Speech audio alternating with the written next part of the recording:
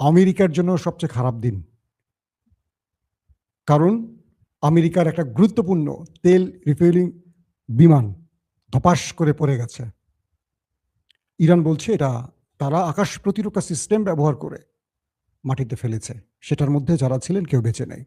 পাশাপাশি মার্কিন সবচেয়ে বড় রণতরী এয়ারক্রাফট ক্যারিয়ার, এটাতেও হিট করে আগুন ধরিয়ে দেওয়া হয়েছে, সেটা পালিয়ে গেছে।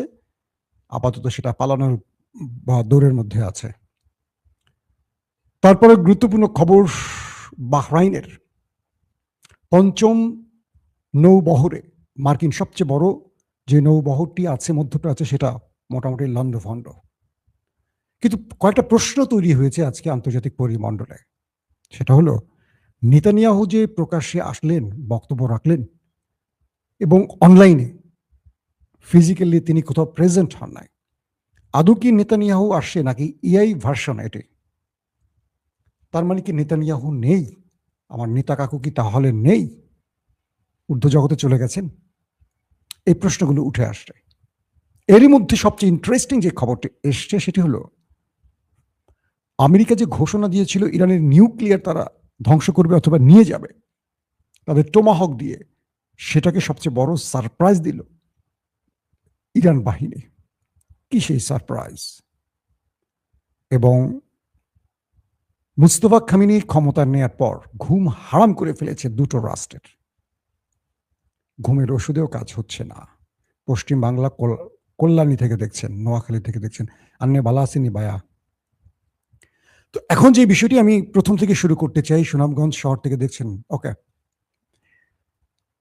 প্রথম খবরগুলো মোটামুটি আগে আমি আমার লাইভে দিয়েছিলাম। আপনারা দুপুর ৩টা এবং সন্ধ্যা 7:30 পেয়ে গেছেন। যারা দেখতে পাননি তারা দেখলে এই খবরটি দেখতে আপডেট, আপনাদের কাছে আপডেট মনে হবে।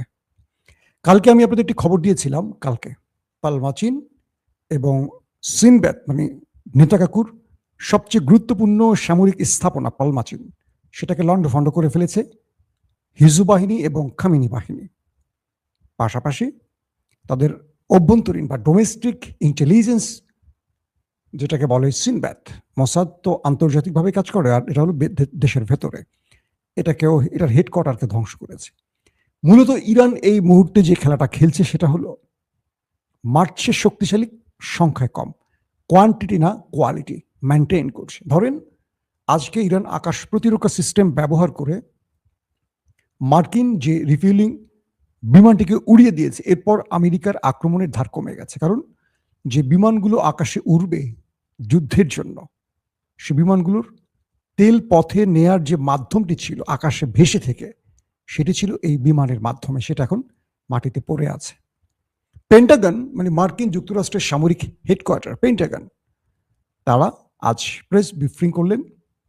সেখানে বললেন এটি হতেই পারে, যুদ্ধক্ষেত্রে অনেক কিছু হতে পারে, কিন্তু ইরানের কাছে এই ধোলাইটা তারা প্রকাশ্যে আনলেন খুব স্বাভাবিক ঘটনা বলে।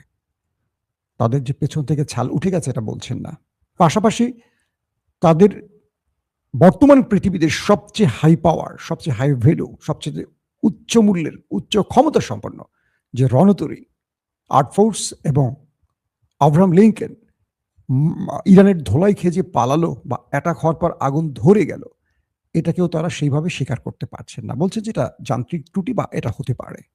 মানে ইরানের হাতের ধোলাইটাকে তারা অন্যভাবে স্বাভাবিক ঘটনা হিসেবে দেখাচ্ছেন। তো নেতানিয়াহু যে বিষয়টি বললাম, তিনি যে বক্তব্যটি দিয়েছিলেন সেখানে তার সামনে কেউ প্রেজেন্ট ছিলেন না। তিনি একটি অনলাইন ভার্সনে ইরানের উপর প্রতিশোধ নেওয়ার ঘোষণা দিলেন। এর পরপরই আন্তর্জাতিক সাংবাদিকরা প্রশ্ন করেছে বা তাদের টেলিভিশন বা পত্রিকাতে প্রশ্ন তুলেছে, নেতা কাকু কোথায়? তিনি তো সবসময় প্রেজেন্ট হয়ে বক্তব্য দিতেন, তিনি কি বাংকারে লুকিয়ে আছেন নাকি কোনো দেশে পালিয়ে গেছেন? দর্শক, এখন পর্যন্ত নেতা কাকুর প্রকাশ্যে কোনো হদিস পাওয়া যাচ্ছে না। আপনাদের দোয়া অব্যাহত রাখতে হবে। আমাদের প্রিয়, আমাদের সবার প্রিয় নেতানিয়াহু যেন ফিরে আসেন, তাই তো? সবাই দোয়া করবেন।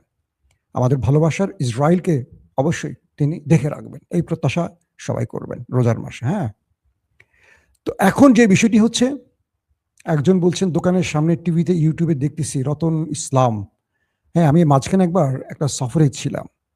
তো আমি সেই দোকানে চা খেতে গিয়ে আমার ড্রাইভার বলল, "স্যার অনেক তো লং ড্রাইভ করলাম, একটু চা খাবো।" দেখি যে প্রায় ১৫০ লোক আমাদের ওপেন দাইজ আপনাদের ভালোবাসার চ্যানেলটি দেখছে।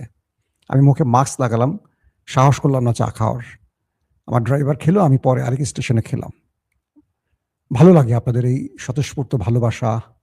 যারা যেখান থেকে দেখছেন সবার জন্য আমার ভালোবাসা, সবার জন্য দোয়া। তো নেতা কাকুর এই অবস্থাটি এখন নির্ণয় করা খুব কঠিন। তাকে নিয়ে ইরান গুজব ছড়াচ্ছে নাকি তিনি আসলে গুজব হয়ে গেছেন, এটা বলা এখন মুশকিল। আসেন ২ নম্বর খবরটি।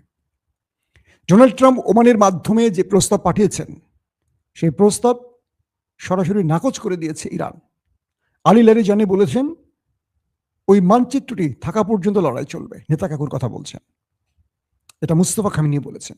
আর আলী লারিজান বলেছেন, তাদের সিকিউরিটি বা সামরিক সেক্রেটারি একজন পিএইচডি হোল্ডার, খুব জ্ঞানী মানুষ। তিনি বলেছেন, তারা শুরু করেছে, শেষটা আমরা করব। কখন সেটা আমরা বলবো। বাট যদি আমেরিকা মধ্যপ্রাচ্য থেকে তাদের গাট্টি-গুট্টি গুছিয়ে সকল সামরিক কেন্দ্র গুটিয়ে তাদের সব বেজ বন্ধ করে চলে যেতে পারে এবং আর কখনো ইরানের উপর নিষেধাজ্ঞা না চাপানোর ঘোষণা দিতে পারে, গ্রান্টের রাষ্ট্রের মাধ্যমে আর কখনো আক্রমণ করবে না এমন প্রতিশ্রুতি দিতে পারে, সেই ক্ষেত্রে আমরা আলোচনা করব। মানে যুদ্ধ বন্ধের বিষয়টি ভাববো, সিজ ফায়ারের কথা ভাববো। বিষয়টা কেমন হয়ে গেল না? এতদিন ট্রাম্প আর নেতাকাকু মিলে মারবো মারবো মারবো মারবো বলে আসছে। ইরান বলছে, ভাই একটু একটু সহ্য কর, একটু আলোচনা করি, একটু আলোচনা করি, আয় আমরা বসে এক টেবিলে বসে প্ল্যান করি কিভাবে সমাধান করা যায়। এই সুযোগে আমেরিকা বলল, তুমি নিউক্লিয়ার সমৃদ্ধির বিষয়টিকে এত পার্সেন্টে নিয়ে আসো। নেতানিয়াহু বলল, না না না 0%। ট্রাম্প বলল, হ্যাঁ 0%। আমি তোমাকে যেটুকু বলছি এত পার্সেন্ট না।